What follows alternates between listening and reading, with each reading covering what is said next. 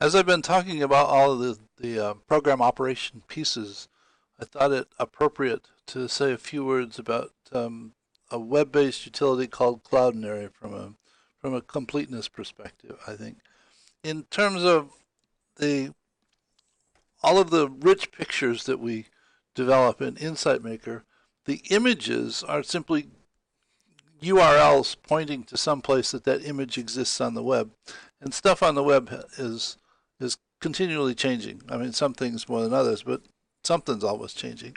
And after we built a few hundred models and found out that every time we looked at one, there was at least one image missing because somebody changed the page that we were pointing to. So if you clone any of the models in this program, you're likely to find out, if you look at the images, the custom images, they all point to someplace called cloudinary.com. In to get out of the mode of having to fix rich pictures, we went looking for a utility that would manage the images for us so that we knew that once we used it, it would be there in the future. And we found this utility called Cloudinary.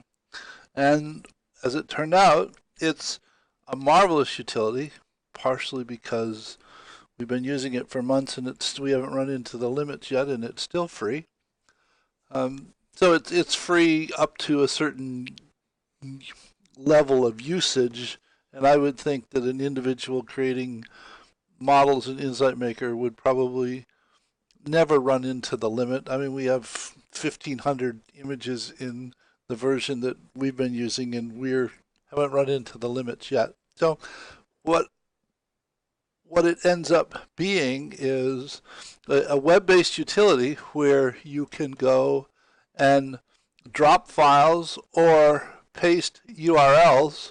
So for this, just as an example, I've got an image laying around here, and if I just drop it on here, it creates this image, gives it a name.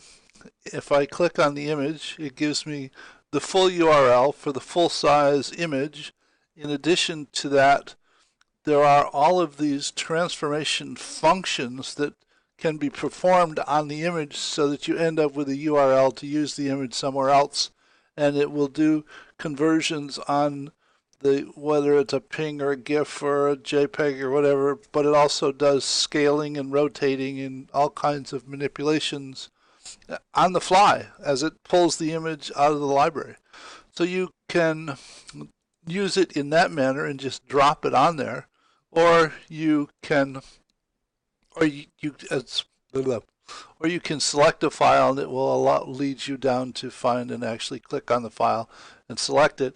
The mode that we use it in more often is that we assign our own sequence numbers. If you look at these, they're in order. Well, there's two of us using this at the moment. So we assign the sequence number to it. We assign a set of tags, usually more meaningful this, and then we go and find a URL for the image that we want. We view the image, and here's a JPEG, so we copy this. We go back to Cloudinary, and we type this in here, and we tell it to upload. So that image is now sitting in Cloudinary. We can use this URL here if we want the full-size image. We can do transformations to reduce the size of it, though what happens more often than not is that we right-click on here and copy the image URL and simply use this thumbnail that Cloudinary defines, and we use that. If I do copy URL and go back here and create a picture and then paste in a custom image, there it is. And I know that image will continue to be there because it's sitting in Cloudinary. So if somebody goes back and changes the original location, the image where it is, we don't have to go back and figure out how to fix our rich pictures that we've developed in Insight Maker. So I just wanted to go ahead. I mean, it's not meant to be a course in how to use Cloudinary, just sort of to make you aware that it's a utility that's there. We are using it. It's free. It took us, an hour or two to figure out the ins and outs, to figure out the best way to use it for what we were doing. And now we have a reliable pointer to. Oh, and because of the tags, because you can search on the tags, there's, easy to find and reuse images that we've used before, if we can remember what the tags were.